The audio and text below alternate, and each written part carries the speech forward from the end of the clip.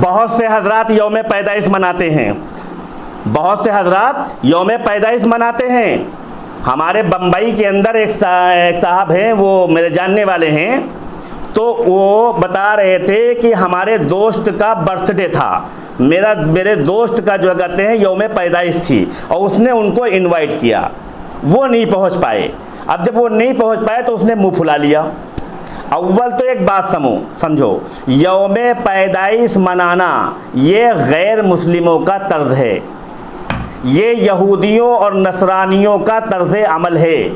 یوم پیدائش منانے والے کل قیامت کے دن اللہ کے پیغمبر کے سامنے اپنا منہ چھپاتے پھریں گے۔ اللہ کے پیغمبر پوچھیں گے، اللہ کے پیغمبر پوچھیں گے، اے اللہ میرے یہ امتی مجھ سے منہ چھپا کر کیوں پھر رہے ہیں، میرے سامنے کیوں نہیں آ رہے ہیں؟ اللہ فرمائے گا، اے میرے محبوب بندو، اے میرے محبوب نبی، سنو، یہ بندے، یہ میرے جو بندے ہیں جو تیرے سامنے نہیں لائے جا سکتے، یہ وہ ہیں جو آپ کے بعد جو ہے یوم پیدائش مناتے تھے، یعنی برتھ ڈے مناتے تھے۔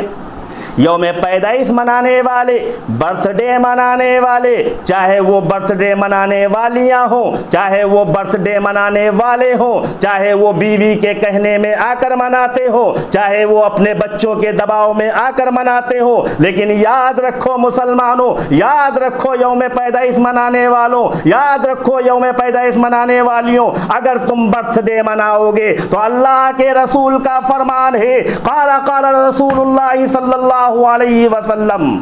قال رسول اللہ صلی اللہ علیہ وسلم، من تشبہ بقوم فہو منہم، جو جس کی مشابہت کرے گا اس کا حشر بھی اسی کے ساتھ ہوگا۔ جو جب بھی منا رہا ہے یوم پیدائش، جو جب بھی منا رہا ہے یوم پیدائش، ایک یہودی بھی منا رہا ہے یوم پیدائش، اور ایک مسلمان کا بچہ بھی یوم پیدائش منا رہا ہے،